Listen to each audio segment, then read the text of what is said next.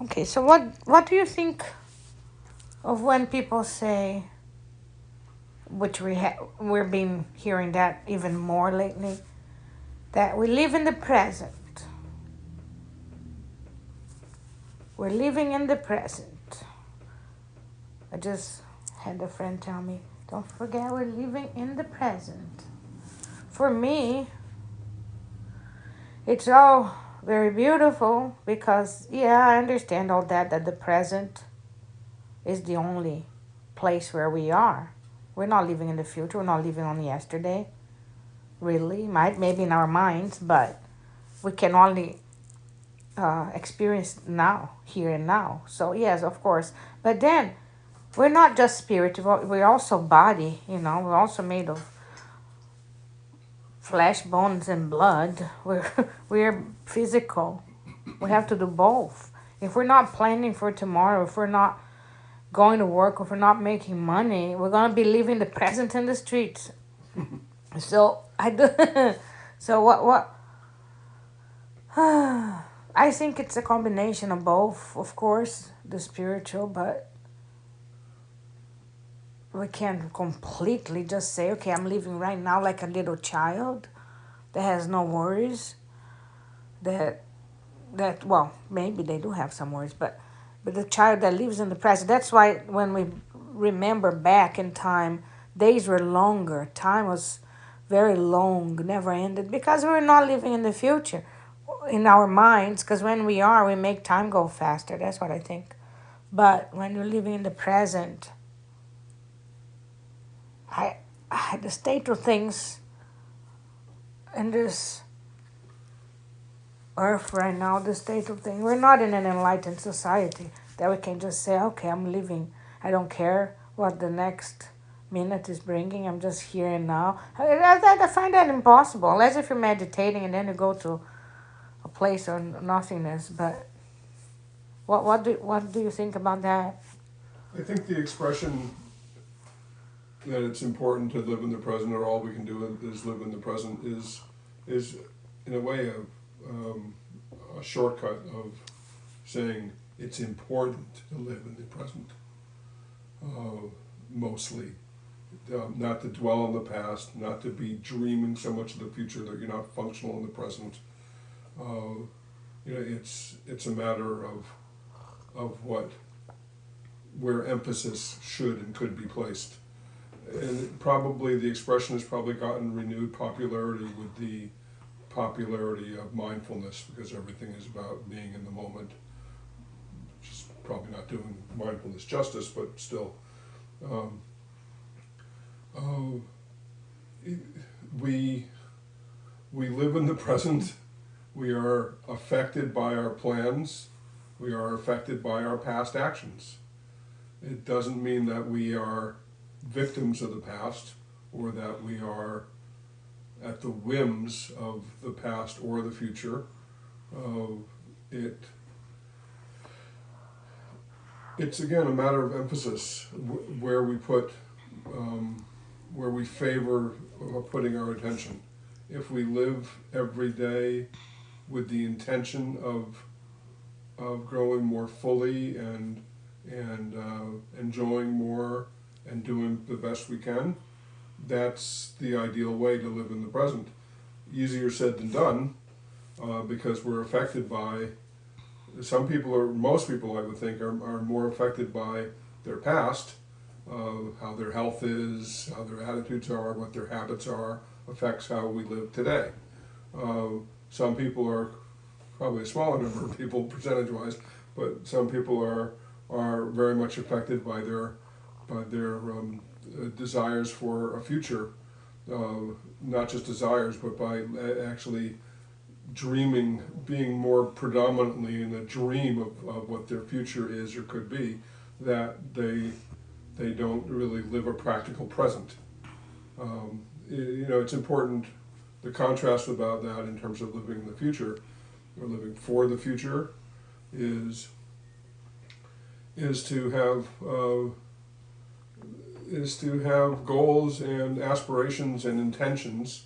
In Sanskrit, it would be sankalpa, where your intention would be, that you are working towards, that you're committed to, that you've set the wheels in motion for. That's not living for the future or in the future, but it adds the future You're as taking a actions context. now that will benefit you in the future. Yeah, It's well, not just benefit, will affect you in the yeah, future. absolutely. Everything affects Yeah. us. Whatever you Uh, do, there's always so, you know, thing coming.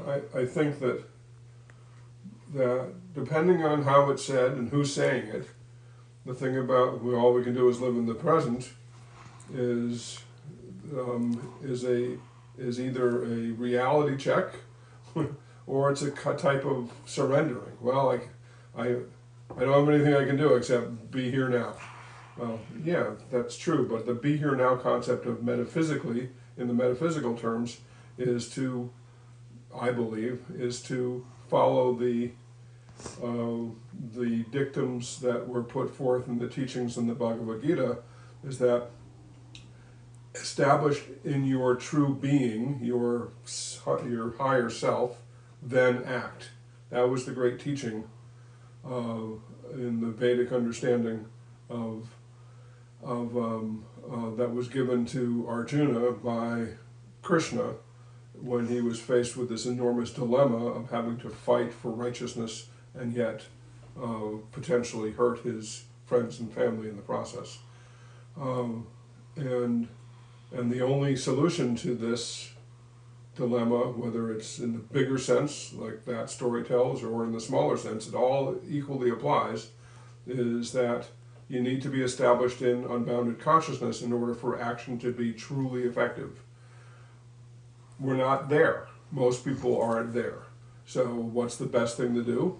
The best thing to do is to follow your spiritual practices and meditate, and whatever else you do, and then essentially that old expression, when in doubt, leave it out. You know, if we're living day to day and we have a feeling that something is not so good for ourselves or our community or our environment or our surroundings in any way, other people, then best to leave it out. Um, uh, that's a general guidance point about living in the present.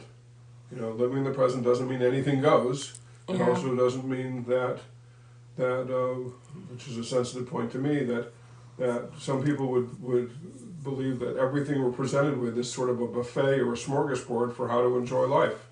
Well, not everything on the buffet is healthy.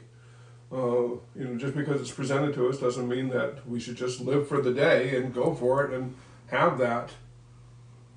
I think a lot of people live like that, though. Yeah, right. And then I'm hearing more of this living in the present as an excuse not to care. Sure.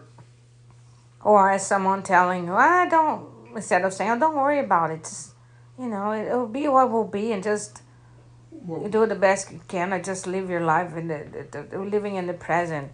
Well, fuck that. I don't like that. I think that's wrong. well, and We're not enlightened. We can't completely be fully here in the present. We need to plan. right, and also to be more awake and to be more aware of what our choices could be. Some are always better than others. The extreme extension to that, what you were just saying in my mind, or one example of an extreme extension of that, is that classic position about, well, when we're supposed to go, we're supposed to go, and we don't have any control over it.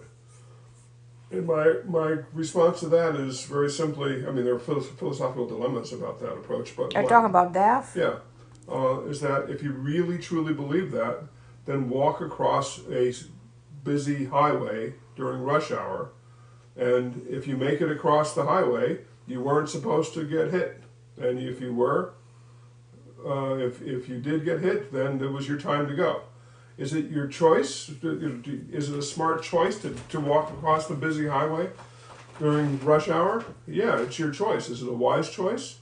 Well, if you're only going to die when you're going to die. I don't believe that 100%. I do like to say, when your time comes, your time comes. That's something I say. when it's time to go, it's time Yeah, to many go. people I take do that. believe that because I have to. I have to. I don't have another choice.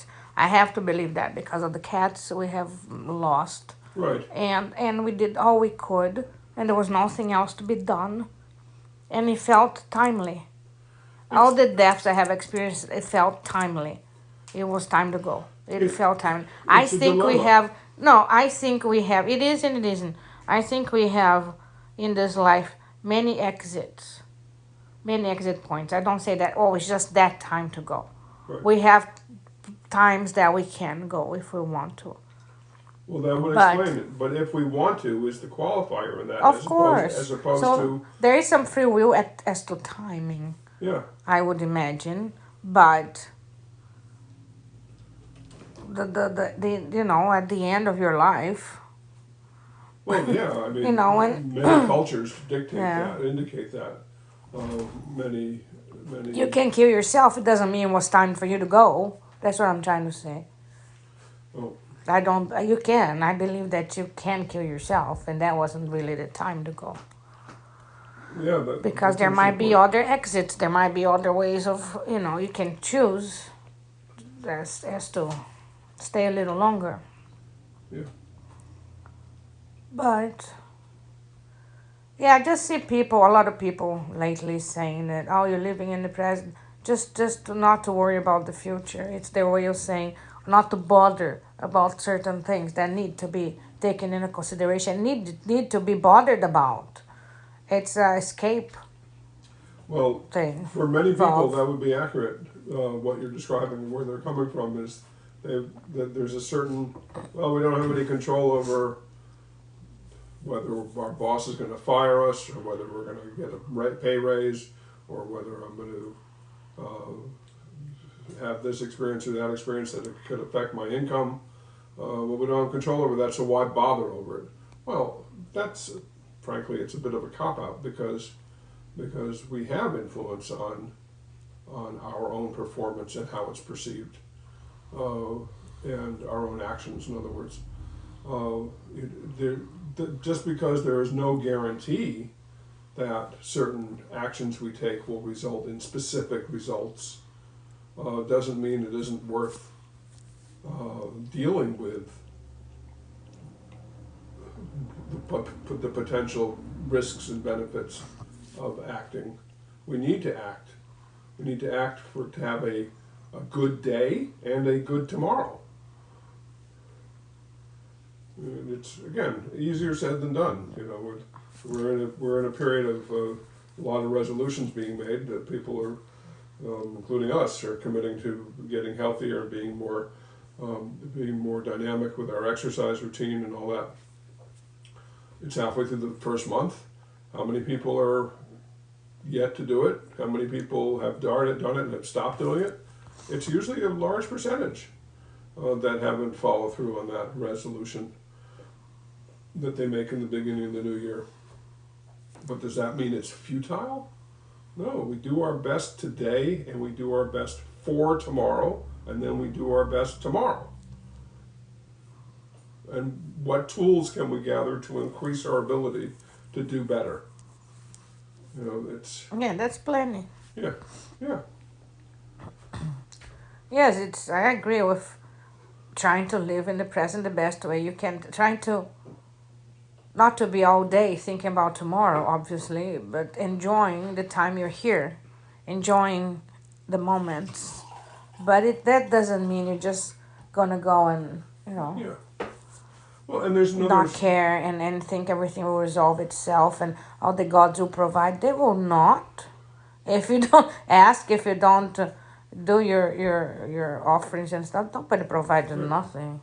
Well, there's another element to all this, I think, and that is that there are people who believe, and quite possibly accurately, but it remains to be seen, that the future is bright, and so that there's no need to do anything more because it's all going to unfold in a big way anyway. Just enjoy. And the argument will even be that if you don't enjoy today, I'll put it in the positive, the more people enjoy the day today, the more likely the future will be more enjoyable. Could be, but it doesn't mean that that is absent of planning, absent of action, absent of deliberateness. The great power is in intentionality, because the intention is the beginning of deliberateness, which leads to action, and then you get to the basic understanding that action leads to achievement, is the basis of achievement, and achievement is the basis of fulfillment. Fulfillment of goals, fulfillment of inner and outer life. All that begins with thought, intention, deliberateness. So it is important to consider that the world and the universe and all that is a positive place, could be getting more and more positive. The future is so bright we have to wear shades. It's all quite possible, but it doesn't mean you don't do your best today. You have to plan and just enjoy. You have to, absolutely. Enjoying the day shouldn't exclude deliberateness. All we can do is enjoy the day. It sounds kind of passive, at least for some. You don't want to be like a leaf blowing in the wind, where wherever nature blows us, that's where we end up. Be the tree with deep roots. So I think it's a way, as in most things, these expressions about living for today and all that, all we can do is. Yeah, but what do you say to people that are telling you, like, you're thinking about the future, planning something, they know about it, and then they come to you and say, "Oh, don't forget you're living in the present. Live in the present." So, well, I mean, it's always easier said than done, 2020 hindsight and all that. I would just say, yes, I'm living in the present with increasing amount of deliberateness for today and for tomorrow. I think it's a way of not wanting to bother with whatever the other person is going through. Yeah. I think that. And they just say that just to get away from the. Yes, for many it will be a quaint expression it can be a quaint expression that is essentially alluding to what the hell else can I do? It's like what else could you do except for live for today? It's a surrendering, it's a submissiveness, it's a passiveness, potentially for some of not going for the day with deliberateness. I mean, what's that great expression? Seize the day. It's not be seized by the day. It is seize the day. Be happy now, which I understand that, and it's what I do. I love my life. I hope to have more years of life. I love it. The days. The sun is out. It's wonderful. Already the days already. It started fantastically. Right. And this goes to the point I love to go back to is the more awake and aware we are, the more we can appreciate what is there in us and around us.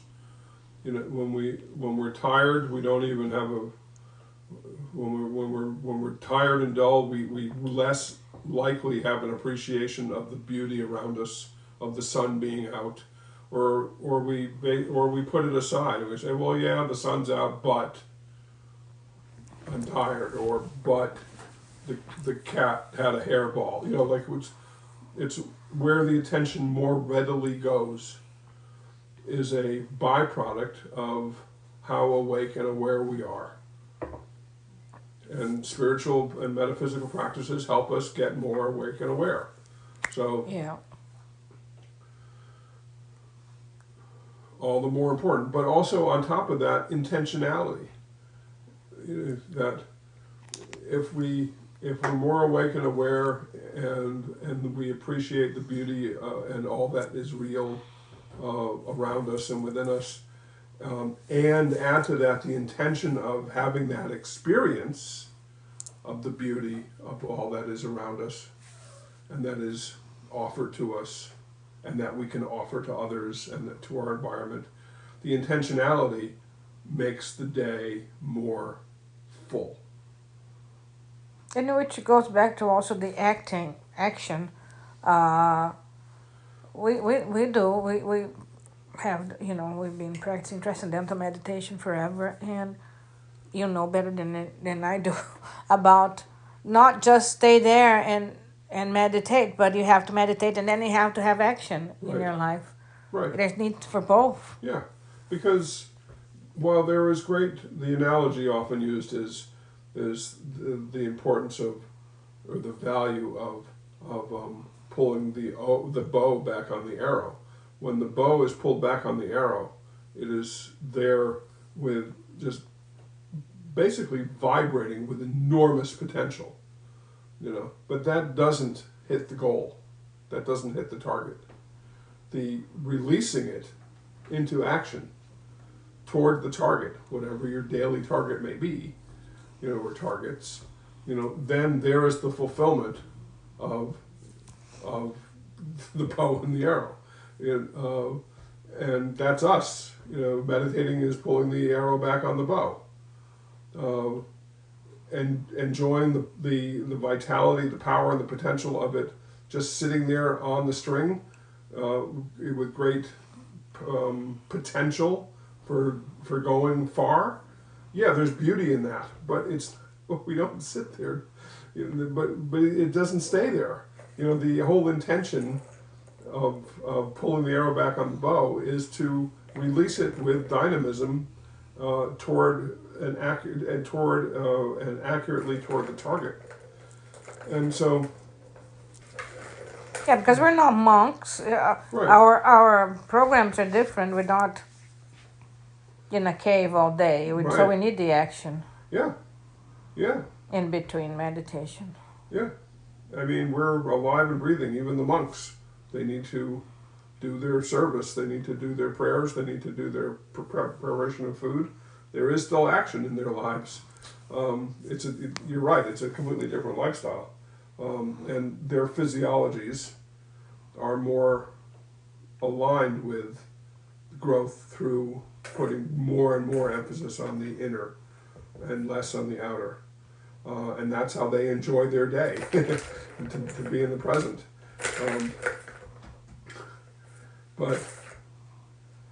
But for us householders, Westerners, etc., we're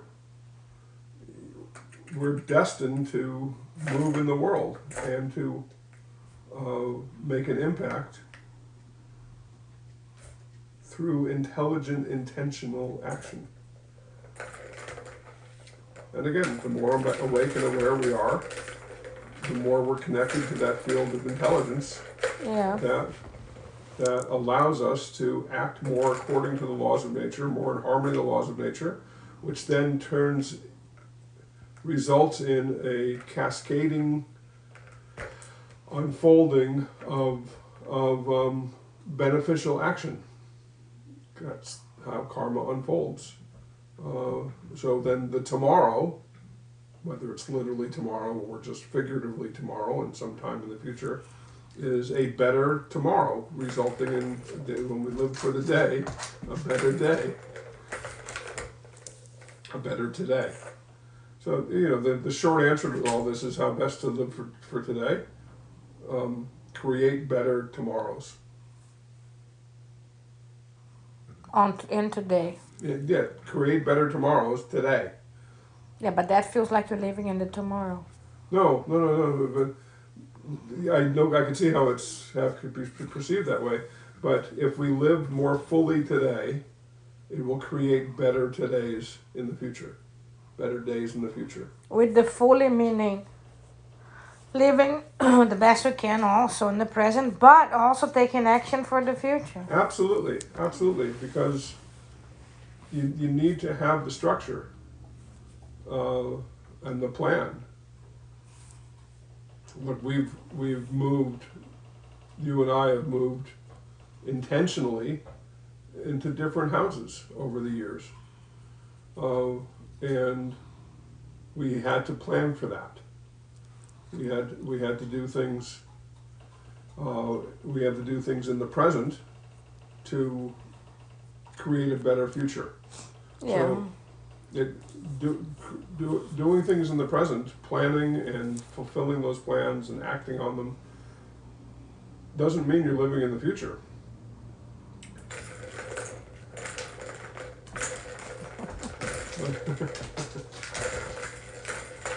Yeah, Nan's living in the present, He's just very much playing with living. his little balls.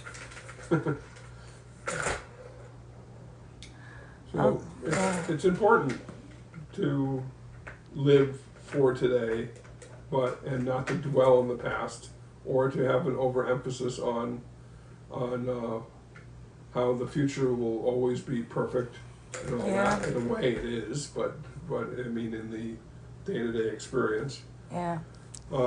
But you only get there by a combination of laying a foundation of a good today, a good present. Yeah. So that affects the future. All right. Sounds good. We'll do it.